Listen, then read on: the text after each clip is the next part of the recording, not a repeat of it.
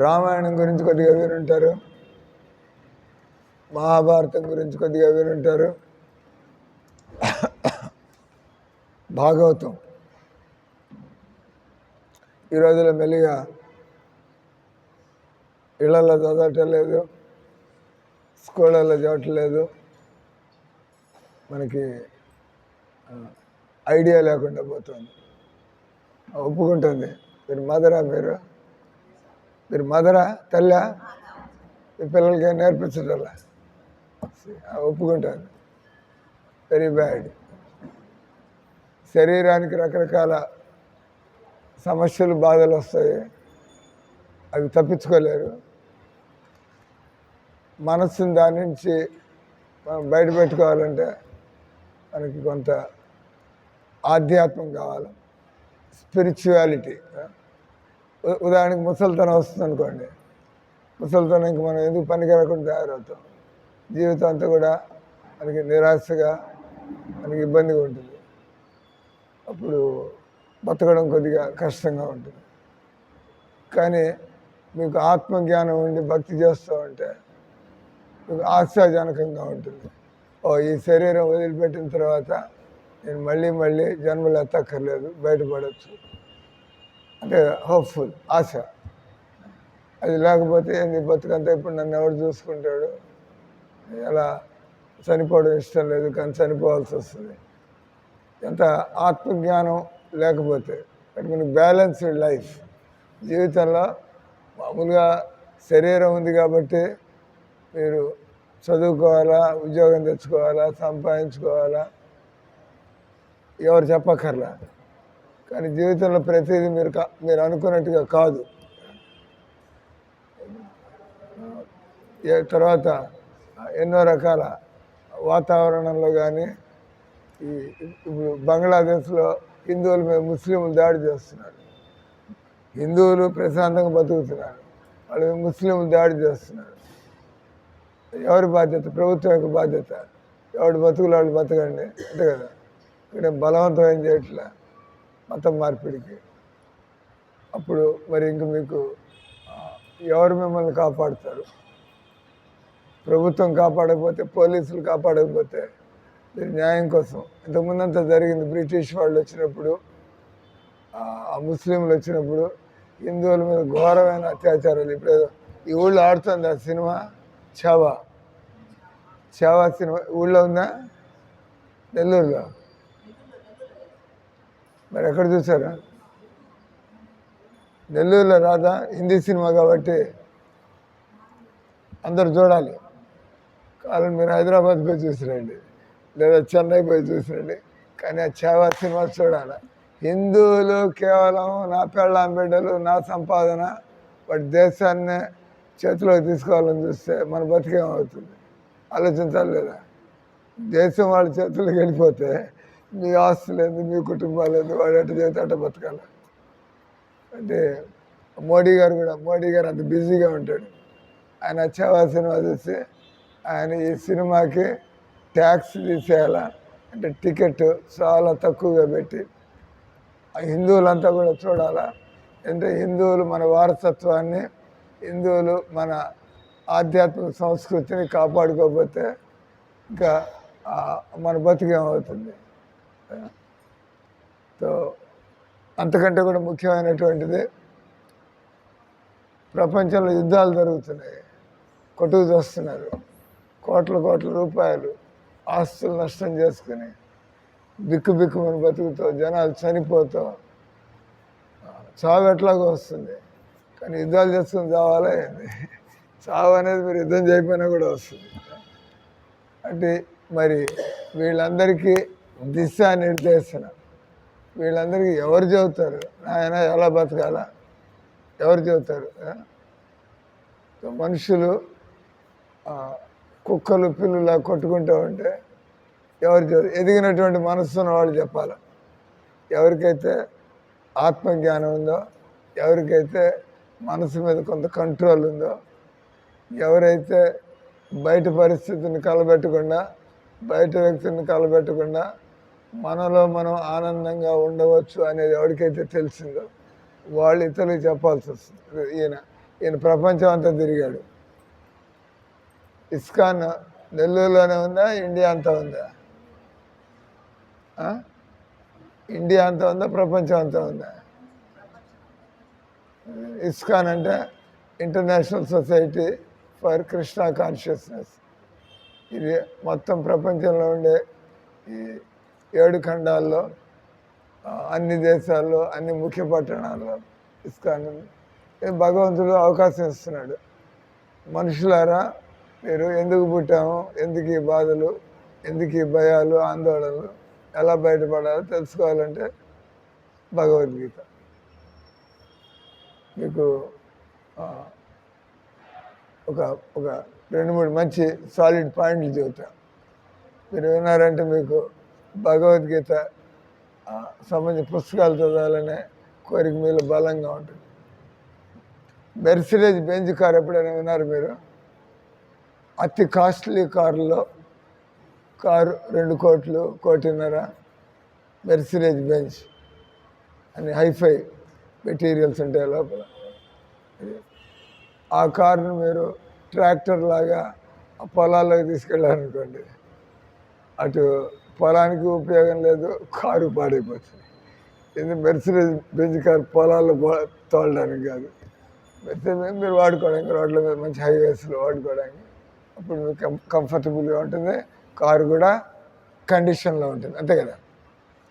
నేనంటే costly car తీసుకుని గుంటల్లో ఎత్తు పొలాల్లో పడుతుంటే అది అసలు బ్రేక్ డౌన్ అవుతుంది. కాబట్టి అదే మానవ జీవితం అనేది అది సృష్టిలో ఉండేటువంటి జీవులందరిలోకి అతి విలువైనటువంటి జీవితం. మనం మాట్లాడుతున్నాం, చదువుతున్నాం, గుడ్డలు కట్టుకుంటున్నాం, ఇళ్లలో ఉంటున్నాం. కోతులు ఏమైనా అట్లా బతకగలుగుతాయా? పులులు ఏమైనా బతకగలుగుతాయా? అట్లా పిచ్చుకలు ఏవో గూళ్ళు కట్టుకుంటాయి, కానీ మనం ఇల్లు కట్టుకోవడానికి, పిచ్చుక గూడు కట్టుకోవడానికి అంత తేడా. మనం రకరకాల వసతులు ఇంట్లో, బెడ్రూమ్ అంటాము, కిచెన్ రూమ్ అంటాము, డ్రాయింగ్ రూమ్ అంటాము. ఆ పిచ్చుకలు ఏదో ఆ ఎండావానికి తట్టుకోవడానికి అట్లా పుల్లలు అడ్డం పెట్టుకొని వాటి బతుకు, ఆ పిల్లలు రావకుండా, అంతే కదా. అంటే గ్రాస్ అంటే స్థూలంగా బతుకుతున్నాయి. కానీ మనం దేవుడిచ్చిన తెలివితేటలతో నేను రకరకాలు తయారు చేస్తున్నాయి, అంతులేదు. అంటే మనుషులు దేవుడిచ్చిన తెలివితేటలని ఈ సంసారంలోనే సుఖంగా ఉండాలి, ఇక్కడే మనం పర్మనెంట్ అన్నట్టుగా ప్రయత్నం చేస్తున్నారు. అంటే మీ తెలివితేటలు పనిచేయట్లేదు. మీకు నిజంగా తెలివితేటలు పనిచేస్తే చావుని తప్పించుకోలేం కదా. అదే మీ తెలివితేటలు పనిచేస్తే ఏం చేసుకున్నా కూడా మీరు చావుని తప్పించుకోలేరు కదా. కాబట్టి మీ తెలివితేటల్ని ఇక్కడ ఇంప్రూవ్ చేయడానికి వాడుకోవాలా? మీ తెలివితేటల్ని మనం ఎందుకు ఇక్కడ బలవంతంగా పుట్టాల్సి వచ్చింది, ఎందుకు ఇక్కడ బలవంతంగా చావాల్సి వస్తుంది, తర్వాత ఏమవుతుంది, ఎవరు మేము? ఇప్పుడు దీని అంటారు ఫిలసాఫికల్, మన బాగా మంచి లోతుగా ఆలోచించడం జీవితం గురించి. సైన్స్ తర్వాత అంటే ఇప్పుడు సైన్స్ ఉంటుంది, సైన్స్ వాళ్ళు పరిశోధనలు చేస్తూ ఉంటారు ఈ ప్రకృతి రహస్యాలను అర్థం చేసుకోవడానికి. అంటే దాని అర్థం ఏంది? ప్రకృతి ఒక పద్ధతిలో పనిచేస్తుంది, కాబట్టి మనం ఈ ప్రకృతి నియమాలని అర్థం చేసుకుంటే దాన్ని ఉపయోగించుకుని ఎన్నో మనం తయారు చేసుకోవచ్చు. ప్రకృతిని అర్థం చేసుకుని దాన్ని ఎట్లా అప్లై చేసుకోవాలి. కాబట్టి ప్రకృతిని మీరు ఎవరిగా మీకు నమ్మకం, ఈ ప్రకృతి అనేది ఒక పద్ధతిలో పనిచేస్తుంది. అంటే రేపు మళ్ళీ తెల్లారుతుందనే నమ్మకం ఉందా? మీరు రేపు తెల్లారడం చూస్తారో లేదో దానికి గ్యారంటీ లేదు, కానీ రేపు తెల్లారడం మాత్రం గ్యారంటీ ఉంది. మనం రాత్రికి చావచ్చు, కానీ తెల్లవారడం మాత్రం గ్యారంటీ.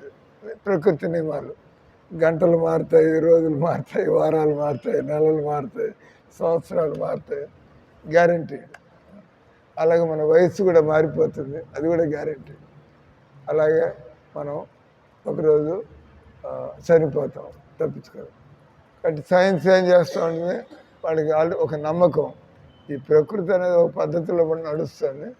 ఈ ప్రకృతి నియమాలను మనం కనుక్కున్నట్లయితే మనం వాటిని ఎలా అధిగమించాలా, వాటిని ఎలా మన జీవిత సుఖాలను పెంచుకోవడానికి ఎలా ఉపయోగించుకోవాలో ఇవన్నీ.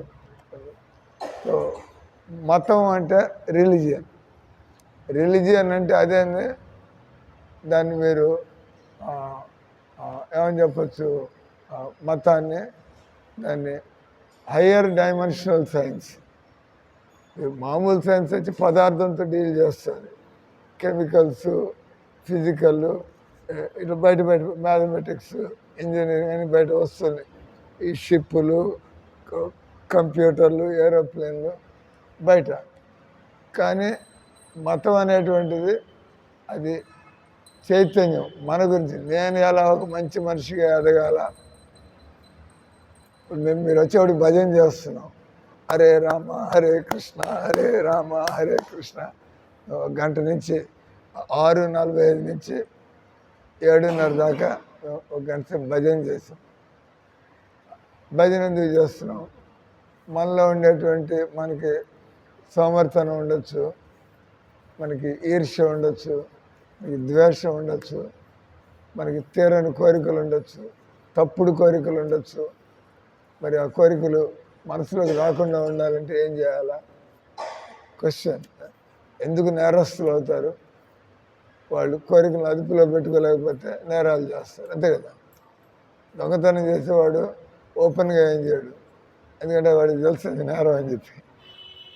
ఎలా తప్పించుకొని చేయాలి.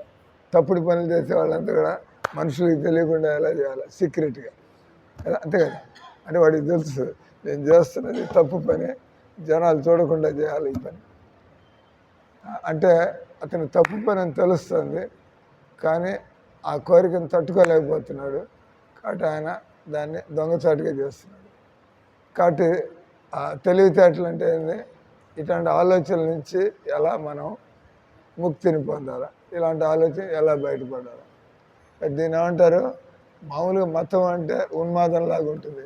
వాడు క్రిస్టియన్లు, ముస్లింలు చాదస్తంగా మొండిగా మాట్లాడడం రకరకాలు. కానీ భగవద్గీత చక్కటి ఫిలాసఫీ, ప్రతిదీ వివరిస్తుంది. అన్నీ కూడా భగవద్గీతలో వచ్చే విషయాలన్నీ కూడా మైండ్ ఎలా పనిచేస్తుంది, నువ్వు ఎందుకు ఆత్మవి, ఎందుకు పునర్జన్మం చెబుతావు. భగవంతుడు అన్నీ టెక్నికల్గా చెబుతాడు. భగవంతుడు పునర్జన్మ ఉందని సింపుల్గా చెప్పేస్తాడు టెక్నికల్గా. మీరు ఇంకా కాదనలేరు. మామూలుగా అయితే వాదించుకోవచ్చు, ఎవడు చూశారు సార్ చచ్చినాడు, ఎవడో చెప్పాడు, నేను పలానా వెనకటి జన్మలో నేను ఆడదాన్ని ఇప్పుడు మగవాడిగా జన్మెత్తాను, ఎవరైనా చదువుతున్నారా ఏంది? సరే, అయినా కూడా మనం పునర్జన్మ ఉంది నమ్ముతాము. లేదా కృష్ణుడు భగవద్గీతలో పునర్జన్మ ఉంది అంటున్నాడు. ఎందుకు చెబుతున్నాడు? ఆయన చెబుతున్నాడు, ఈ జన్మలోనే నీ శరీరం మారుతుంది, అది నువ్వు చూస్తున్నావు. మీరంటే నేను 5 ఏళ్ల వయసులో ఉన్నప్పుడు నేను చీకటికి భయపడేవాడిని స్వామి అనవసరంగా. ఇప్పుడు అదేం లేదు. అది ఈ వయసులో మీరు నేను అది కావాలి ఇది కావాలంటూ అంటారు. అంటే మీ శరీరం మారుతుంటే మీరు చూస్తున్నారు, కానీ మీరు మారటం లేదు కాబట్టి చూస్తున్నారు. మీరు కూడా మారిపోతే మీ శరీరం మార్పులు ఎట్లా తెలుస్తుంది? మీరు మారటం లేదు, మీ శరీరం మారడాన్ని మీరు గమనిస్తున్నారు. అందరూ మనమంతా కూడా కదా. నేను అనుకుంటా, నేను భక్తుడు కానప్పుడు నేను ఇట్లా గుడ్లు వేసుకునేవాడిని, నేను ఇట్లా ఆలోచించేవాడిని. కానీ భక్తుడిని అయిన తర్వాత అంటే నేను అదే వ్యక్తిని. నాలో నా మనసులో వచ్చే మార్పులు, నాలో వచ్చే మార్పులు అంటే మీ మనసుని మీరు స్టడీ చేస్తున్నారు. అంతేదా? మీరు పెళ్ళి కాకముందు మీ ఆలోచనలు, మీ కుటుంబం లేదు, భర్త లేరు, బిడ్డ లేదు, అప్పుడు మీ ఆలోచనలు వేరుగా ఉండేది. పెళ్ళి అయిన తర్వాత మీ ఆలోచనలు వీళ్ళ కోసం కూడా వాళ్ళ కోసం కూడా ఆలోచిస్తాం, మారిపోయింది. అయినా మీరు గమనిస్తున్నారు, ఇంతకుముందు మీరు ఏమీ అనుకోలేదు. కాబట్టి మనసు మారడం మీరు గమనిస్తున్నారు, శరీరం మారడం అందరూ చూస్తూనే ఉన్నాం. మీరు వయసు వస్తుంది, ఇంతకుముందు 8th క్లాస్లో ఉన్నారు, ఇప్పుడు ఇంటర్మీడియట్లోకి వచ్చారు. ఎందుకంటే ఆ తర్వాత చదువులు వయసుతో పాటు. కాబట్టి శరీరం మారడం చూస్తున్నాం, మనసు మారడం చూస్తున్నాం. చూస్తుంది ఎవరయ్యా? ఎవరు చూస్తున్నారు? మీరు, ఆత్మ. అంటే కృష్ణుడు చదువుతున్నాడు, మేము పొద్దున్నే చదువుతున్నాం భగవద్గీత 2వ అధ్యాయంలో, దేహినో అస్మిన్ యదా దేహ కౌమారం యవ్వనం జర తదా దేహాంతర ప్రాప్తి ధీరస్తత్ర నమూయతి. కృష్ణుడు చదువుతున్నాడు. ప్రతి మనిషి కూడా జీవితంలో మీ పిల్లలు ఉన్న వాళ్ళు చూస్తారు, పిల్లవాడు అమాయకుడిలాగా పిల్లవాడు ఏమీ తెలియకుండా మెల్లిమెల్లిగా నడవడం, చిన్న చిన్నగా మాట్లాడడం, బ్రోకన్ వర్డ్స్. తర్వాత మళ్ళీ మంచి చదువుకున్న డాక్టర్ అయిపోతాడు, అయిపోయి ఎంత మార్పు వచ్చేసింది ఎదుగుతుంటే కదా. కృష్ణ అదే అంటున్నాడు, ఈ శరీరం బాల్యము, యవ్వనము, మధ్య వయస్సు, వృద్ధాప్యము, ఆ తర్వాత ఈ శరీరం మీకు పనికి రానప్పుడు ఇంకా కోరికలు ఉన్నాయి. భగవంతుడి దయ వల్ల ఈ శరీరాన్ని వదిలిపెట్టి మళ్ళీ మీ ఉన్న కోరికలు తీర్చుకోవడానికి ఇంకో శరీరం, ఆ శరీరం కూడా మీరు చేసినటువంటి కర్మలు బట్టి, ఎలాంటి కర్మలు చేస్తే దానికి ఫలితం ఆ విధంగా. కాబట్టి ఇక్కడ చెప్పుకునే పాయింట్ ఇంకోటి, కొంతమంది ఇప్పుడు మీరు ఉదాహరణకి డెస్టినీ అంటారు కదా. డెస్టినీ అంటే మనం వెనక జన్మలో ఏం చేసామో దాన్ని బట్టి ఈ జన్మలో మనకి పరిస్థితులు జరుగుతున్నాయి. దాన్ని డెస్టినీ అంటారు. ఏం జరగబోతుంది, మనం చేసిన దాన్ని బట్టి ఏం జరగబోతుంది. మరి డెస్టినీ అనగానే ఇంకా అట్లయితే మనం ఈ జన్మలో ప్రయత్నం చేసి లాభం లేదా, మన కర్మలు మనం అనుభవించాలంటే అట్లే. ఒక భగవద్గీతలో భగవంతుడు చక్కటి ఉదాహరణ ఇస్తాడు. దానికి ఏంటి, ఒక రైతు ఉంటాడు. రైతులు ఏం చేస్తారు, వానాకాలం రావడానికి ముందు పొలం దున్ని రెడీగా ఉంటారు, పొలం దున్నుకొని రెడీగా ఉంటారు. వాన రాగానే నేను నారు పోయాలి, అంతే కదా. సో వానలు వస్తాయో లేదో మనకి తెలియదు. వానలు రాకపోతే మీరు పొలం దున్ని లాభం లేదు. కానీ వాన వస్తుందో రాబోని తెలియపోయినా మీరు పొలం దున్నుకొని రెడీగా ఉండాలి. ఎందుకంటే వానలు వచ్చేసిన తర్వాత మీ టైం పాడవుతుంది. అంటే భగవంతుడు డెస్టినీ, భాగ్యము, తర్వాత పురుషార్థం అంటారు. పురుషార్థం అంటే మానవ ప్రయత్నం. కొంతమంది అంటారు మన తలరాతల్లో ఉంటే వస్తుంది, లేకపోతే రాదు, లాభమైంది. కొంతమంది అంటారు తలరాతలేదు, నువ్వు కష్టపడితే కదా సంపాదించేది. మరి కష్టపడిన వాళ్ళంతా సంపాదిస్తున్నారా? లేదు. కష్టపడిన వాళ్ళంతా టాటాలు అవుతున్నారా? ఏంది? కాటలేదు కదా. కాబట్టి భగవద్గీతలో చక్కటి ఉదాహరణ ఇస్తున్నాడు భగవంతుడు. ఒక రైతు, ఆయన పొలం దున్నుకుంటాడు. వానలు రావచ్చు, రాకపోవచ్చు. కానీ పొలం దున్నుకున్నవాడు వాన వచ్చిందంటే దాని అవకాశాన్ని పొందుతాడు. అంటే మానవ ప్రయత్నం చేయాలా, దైవం కూడా అనుకూలించాలా, అప్పుడు మనకి ఫలితం అనేది ఉంటుంది. కాబట్టి మనకి ఏదో మన తలరాతలు ఉంటే వస్తుంది, లేదు లేదు, మన ప్రయత్నం మనం చేయాలి. మనం పని చేస్తే వస్తుంది, మనం పని చేయకపోయినా కూడా రావచ్చు. కానీ పని చేస్తే వస్తుంది, మన ప్రయత్నం మనం చేయాలి. ఆ తర్వాత అంటే మీకు నిరాశ అనేది ఉండదు. మన ప్రయత్నం మనం చేయాలా, ఆ తర్వాత దేవుడు ఎట్లా చేస్తాడు. దేవుడు అనేవాడు నమ్ముకుంటే ఈసారి దొరకకపోతే నేను ప్రయత్నం చేస్తుండే. ఎంట్రన్స్ రాసిన వాళ్ళందరికి కూడా సీట్లు రావట్లే, కొంతమంది రావట్లేదు. కానీ మీరు అనుకుంటారు ఈసారి రాకపోతే ఇంకోసారి ప్రయత్నం చేస్తా. సో కాబట్టి వెనకాల రాకపోవచ్చు, రెండోసారి వచ్చిన వాళ్ళు ఉన్నారు కదా. వాళ్ళు ఏదంటే ఐఏఎస్ ఆయన మీకు 35 ఏళ్ళు వచ్చేదాకా ప్రయత్నం చేయొచ్చు అంట. ఐఏఎస్ ఐపీఎస్లో అడ్మిషన్కి 35 ఏళ్ళ తర్వాత ఏజ్ బార్, మీరు ఇంకా రాయడానికి వీల్లేదు. ప్రయత్నం చేస్తుంటారు. ఎంతోమంది 3వ అటెంప్ట్లో 5వ అటెంప్ట్లో సాధించిన వాళ్ళు ఉన్నారు. కొంతమంది మొదటి అటెంప్ట్లోనే కొడతారు. అంటే ప్రయత్నం చేయాలా లేదా. కాబట్టి మీరు ఈ జన్మలో కూడా పొందకపోయినా మీరు ప్రయత్నం చేస్తూ ఉంటే దేవుడికి మీ కోరిక ఏందో తెలిసింది కదా. ఈ జన్మలో ఒకవేళ పూర్తి కాకపోతే మీకు ఈ కోరిక ఉంటే తప్పగా వచ్చే జన్మలో తప్పకుండా తీరుతుంది. ఇది మీకు అది కావాలంటే అదే వస్తుంది కదా. కాబట్టి జీవితంలో ఏం కోరుకోవాలా ప్రశ్న, జీవితంలో ఏం కోరుకోవాలా, దాన్ని కూడా మనం భగవద్గీత నుంచి నేర్చుకోవాలా. మీకు చదువుతుంది ఇంకొద్దిసేపు 14వ తారీఖు మార్చి 14 శుక్రవారం ఇక్కడ పెద్ద ప్రోగ్రాం ఉంటుంది. ఏ రకంగా రామనవమి, జన్మాష్టమి ఉంటుందో ఆ రకంగా ఎక్కువ మందికి తెలియదు. అవునుగా రాముడు, కృష్ణుడు కూడా అసలు నమ్మకం ఉందా లేదా. ఎందుకు ఇప్పుడు మీరు మందిరానికి వచ్చారు,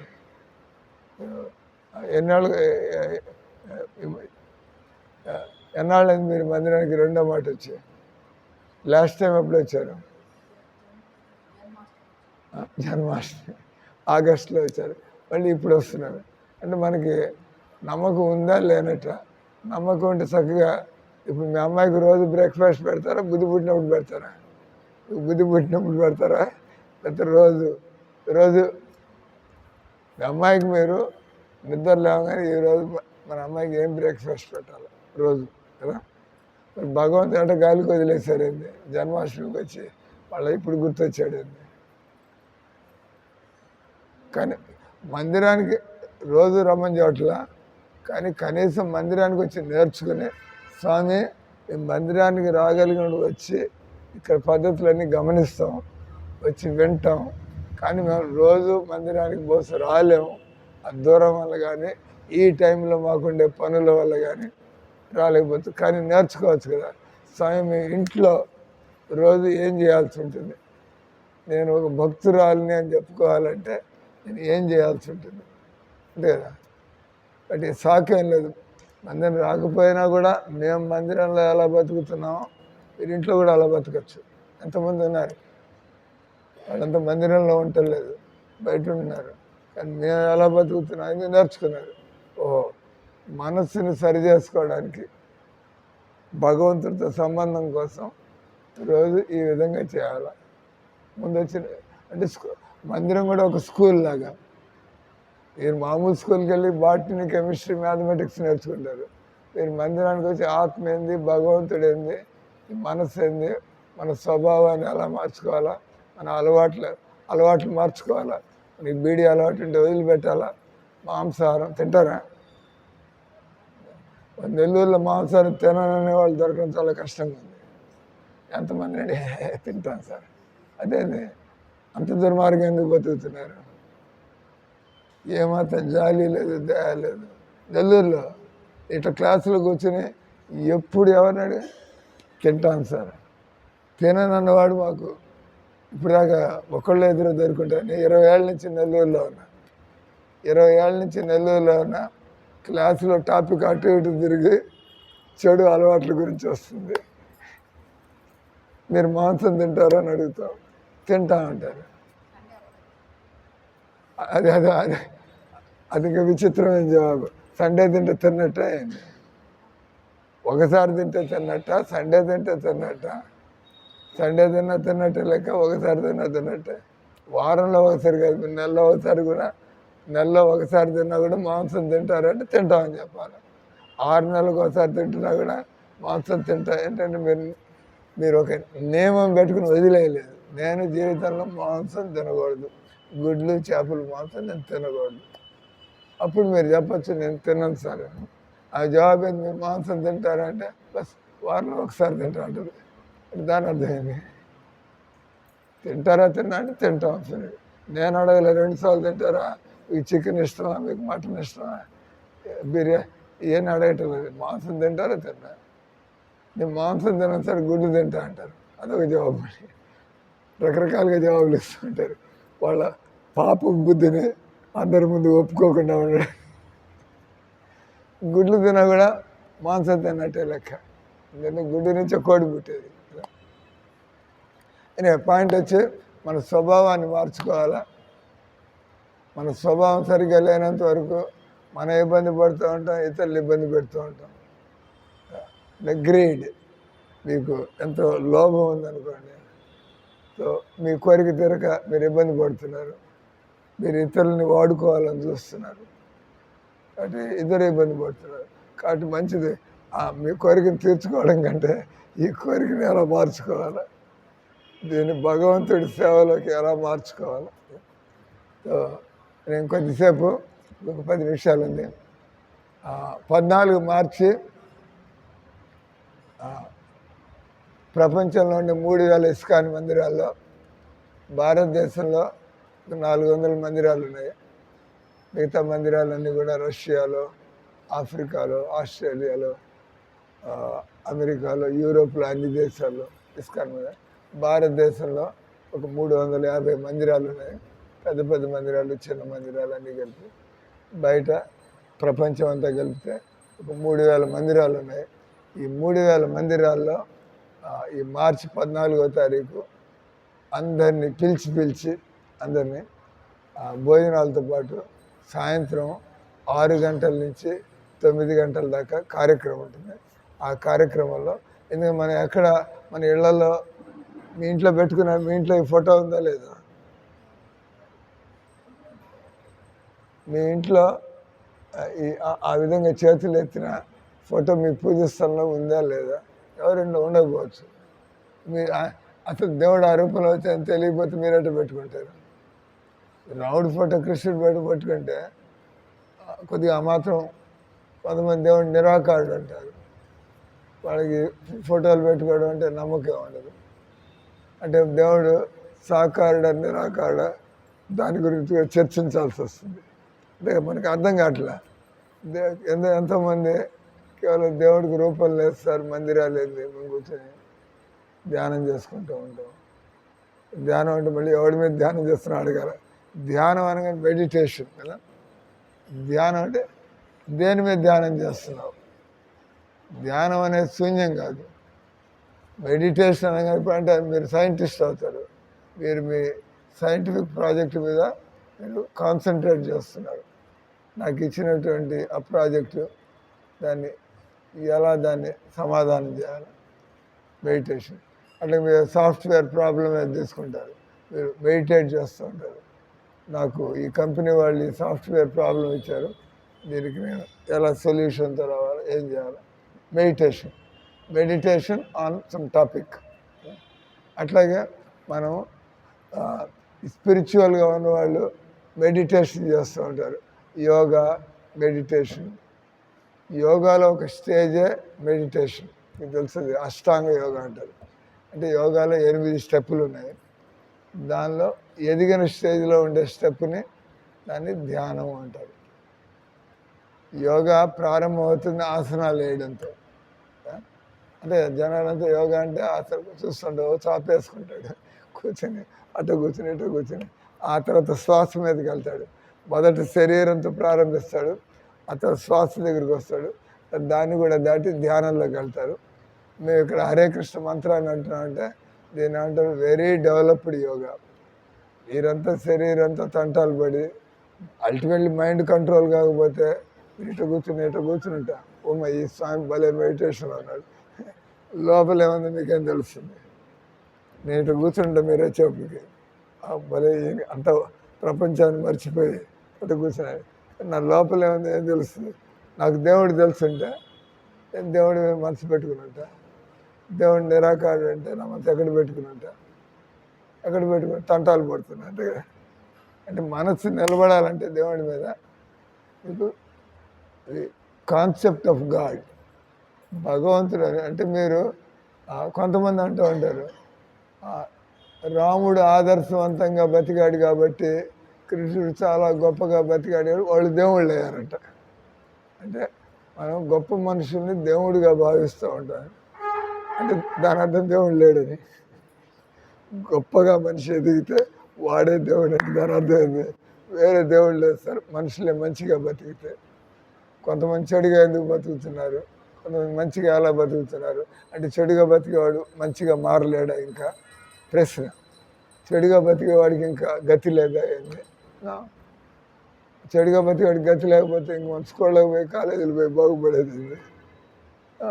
ఎవ్రీబడీ కెన్ చేంజ్. జీవితంలో నేర్చుకోవచ్చు, మీరు నేర్చుకోవచ్చు, బాగుపడవచ్చు. భగవద్గీత ఎందుకు ఇచ్చాడు భగవంతుడు? మీరు ఇక్కడ ఉన్నారు, ఇక్కడి నుంచి ఇక్కడికి రండి భగవంతుడి చెబుతున్నాడు. కాబట్టి 14 మార్చి జనాలకి తెలియదు. అది ఇస్కాన్ మందిరాల్లో మీరు 3 విషయాలు మీ దృష్టికి తెచ్చే విధంగా వాళ్ళు చేసే అన్ని కార్యక్రమాల్లో 3 విషయాలు మీ దృష్టికి తెస్తారు. మిగతా మందిరాల్లో కనబడదు మీకు. అది ఇస్కాన్ మందిరాలు తప్పించి ఏ మందిరాలు కాదండి, మీ దృష్టికి ఈ 3 విషయాలు వాళ్ళు ఎన్నెందుకు చేస్తూ ఉండొచ్చు. కానీ ఇస్కాన్ అన్ని మందిరాల్లో కూడా ఈ 3 విషయాలు. ఒకటి, వీళ్ళ విగ్రహాలు ఉంటాయి, మీరు చూస్తున్నారు, 2 చేతులు ఎత్తిన విగ్రహాలు ఉన్నాయి. అంటే ఈ 5 మధ్యలో ఉండే వాళ్ళు 2 విగ్రహాలు, చైతన్య మహాప్రభు నిత్యానందుల వారు అంటారు. ఆ చైతన్య మహాప్రభుల వారు ఆయన పాల్గొన పూర్ణిమ రోజు దాని మార్చిలో వస్తుంది, హోలీ డే. హోలీ అంటారు కదా, రంగులు చల్లుకుంటారు. దాన్ని ఆ రోజు ఆయన అవతరించాడు, ఆవిర్భవించాడు. అంటే హోలీ రోజుని గౌరవ పూర్ణిమ వేడుకలు అంటారు. ఇక్కడ రాముడు ఆవిర్భించే రామనవమి వేడుకలు అంటాం, జన్మాష్టమి వేడుక. సో కలియుగంలో భగవంతుడు ఆయన చైతన్య మహాప్రభుగా వచ్చాడు.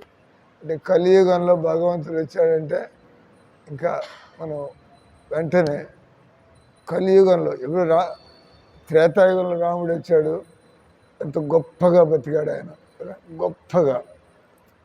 మనుషులు అట్లా బతకలేరు. ఆయన చేసిన త్యాగాలు, ఆయన చేసిన మాట నిలకడతారు, ఆయన ఎలా ప్రజల కోసం ఆదర్శమైన తండ్రి, ఆదర్శమైన కొడుకు, ఆదర్శమైన రాజు, ఆదర్శమైన భర్త, అన్నిట్లో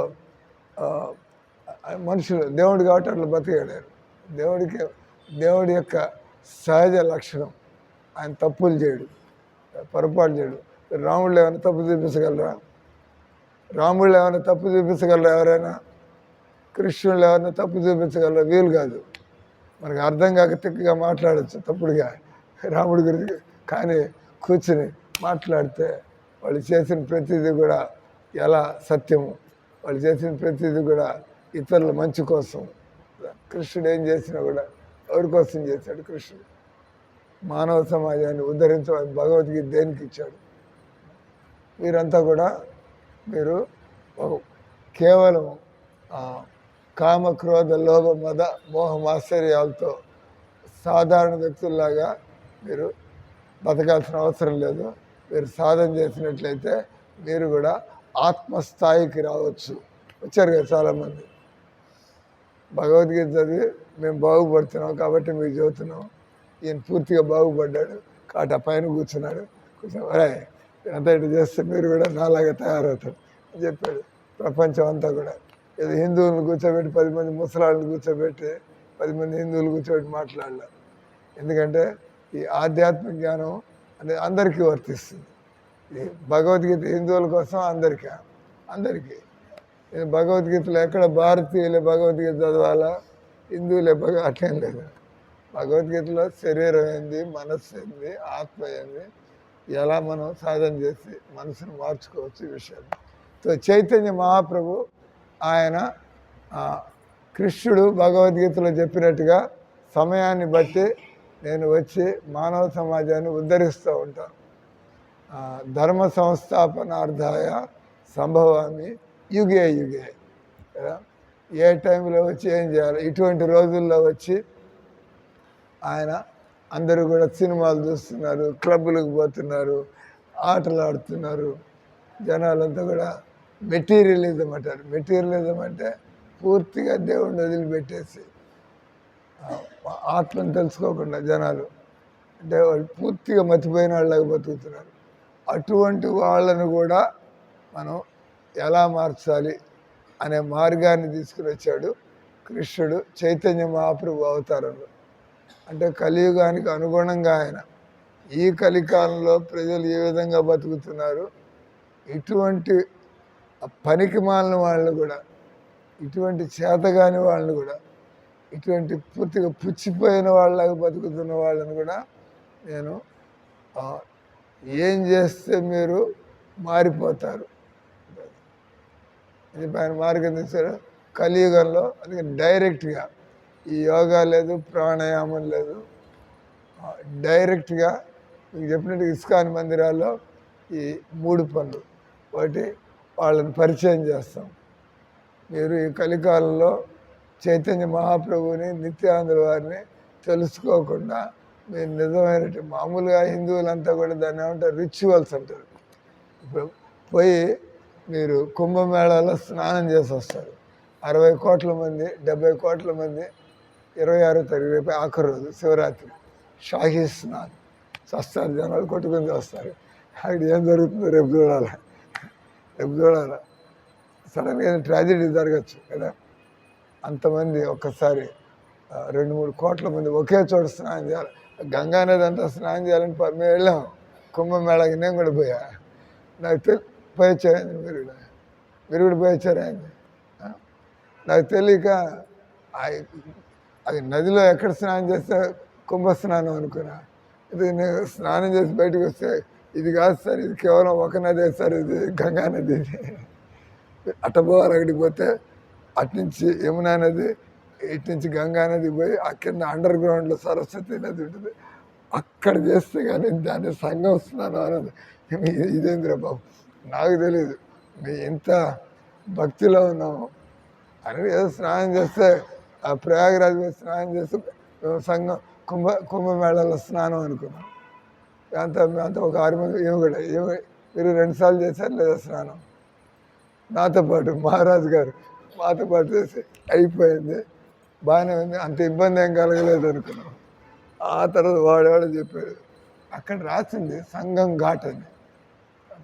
సంగం ఘాట్ అంటే ఇక్కడ స్నానం చేస్తే సంఘంలో అదే కదా, సంగం ఘాట్ 1, సంగం ఘాట్ 10 ఇట్లానే.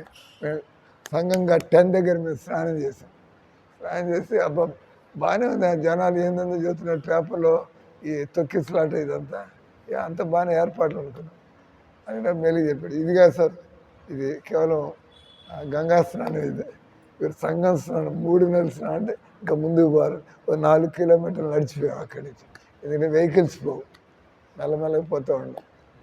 ఆడిపోయిన తర్వాత ఇంక జనాలంతా అక్కడే స్నానం చేయాలని, ఆడవాళ్ళు మగవాళ్ళు పిల్లలు గుడ్డలు ఇప్పుకునే వాళ్ళు గుడ్డలేసి ఏం చేయాలో తెలియక అంతా తోసుకుంటూ ఆ పర్సు కట్ చేసేసాడు. వెనకాల కూర్చున్నాడు. నా పర్సు చంకలు నొక్కుని ఉంది, వాడు కింద నుంచి చాకుతో కట్ చేస్తాడు. పర్సు కాస్త బ్యాగ్ మాత్రం చంకలో ఉంది. ఆ తర్వాత మహారాజు గారు మమ్మల్ని కుంభమేళ స్నానాన్ని తీసుకెళ్ళారు. అది బ్రాహ్మణులు సన్యాసులు వాళ్ళకి దక్షిణ చేయాలని చెప్పి బ్యాగులు చేపెడితే ఏం లేదు అక్కడ, అంతా పోయింది. అప్పుడు జరుగుతూ ఉంటే నా దగ్గర కూడా డబ్బులు ఉన్నాయి. ఎందుకంటే అక్కడ వదిలిపెట్టి వస్తే మేము టెంటుల్లో ఉన్నాం. ఆ టెంట్లోకి దాని పక్క తాళాలనే ఉండవు. ఎవడైనా అటు నుంచి లోపల దొరుకుతానే నా దగ్గర 12,000 15,000 అంటే దేవుడు బ్యాగులు పెట్టుకున్నాను. దేవుడి దేవుడు నాకేం కావాలి అని పాయింట్ వచ్చి మనం మాట్లాడేది. ఇంతమంది తొక్కిసలాట్లో ఆ సంఘంలో స్నానానికి వెళ్ళారు, ఇంకా జీవిత పరమార్థం దొరికినట్లేనా అయింది. అంత దూరం పోయి అంత తొక్కిసలాట్లో ఆ చలికాలంలో మీరు పోయి మొత్తానికి ఎటువంటి స్నానం చేశారు. మరి మీలో పరివర్తన వచ్చిందా లేదా? ట్రాన్స్ఫార్మేషన్. ఏదైనా మనం ధర్మకార్యం చేస్తే మన స్వభావం మారితే, నేను మారాను, నేను సాధన చేయడం వల్ల నా మనసు మారింది. అది కాబట్టి అంటే కుంభమేళాలో స్నానం చేయకూడదు అంటలేదు. కుంభమేళలో స్నానం చేయడం ఒక మంచి పని, కానీ అంతకంటే మంచి పని మనసు మారడానికి ఏం చేయాలో తెలుసుకుంటే, మీరు మనసు మారిందంటే అంటారు కుంభమేళాలో స్నానం కంటే నేను కూర్చుని ఇస్కాన్ మీద భజన చేస్తే నా మాంసం అలవాటు పోయింది, నా బీడీ అలవాటు పోయింది. అప్పుడు మీరు ఆలోచించాలి, కుంభమేళ స్నానం మీద మన భక్తులతో పాటు కూర్చొని భజన చేయడం మీద. What do you think? నేను అడుగుతున్న ప్రశ్న, కుంభమేళాలో స్నానం చేసి మీ సిగరెట్ అలవాటు పోలేదు, లేదా మీ మాంసాహారం అలవాటు పోలేదు, కానీ మీరు కుంభమేళ ప్రయాగరాజు పోలేదు, ఆ సంఘంలోనూ స్నానం చేయలేదు, కానీ మీరు ఆత్మజ్ఞానం భక్తుల దగ్గరికి వచ్చి విని వాళ్ళతో పాటు భజన చేస్తుంటే మీ మాంసం అలవాటు పోయింది, మీ సారాయి అలవాటు పోయింది. కాబట్టి నిజమైనటువంటి ఆధ్యాత్మిక లాభం మీకు ఎక్కడ కలిగింది? భక్తులతో పాటు ఉన్నప్పుడు. కాబట్టి మనం గంగా స్నానాలు చేయడం, మందిరాలకు పోవడం, పూజలు చేయడం. మనం ఈరోజు ఎవరో వచ్చారు ఇక్కడి నుంచి, మా గెస్ట్ హౌస్లో దిగాడు. గెస్ట్ హౌస్లో 5 మంది చేరారు. వాళ్ళు వచ్చి నన్ను అడుగుతున్నాడు, స్వామి మేము అగ్నిహోత్రం చేసుకోవాలా, అది చేసుకున్న తర్వాత ఉదయాన్నే అని. నా రూములో మంటలు పెట్టడానికి లేదు, ఏమైనా నిప్పు అంటుకున్నట్టు కూడా. వీడి కింద డైనింగ్ హాల్ ఉంది, అంతే బెడ్షీట్స్ బెడ్స్ ఏంటంటే అంతా పెయింటెడ్, అక్కడ కూర్చొని మంటలు పెట్టి అంత నల్లగా చేసి అంటే వాళ్ళు దాన్ని సీరియస్గా తీసుకుంటున్నారు.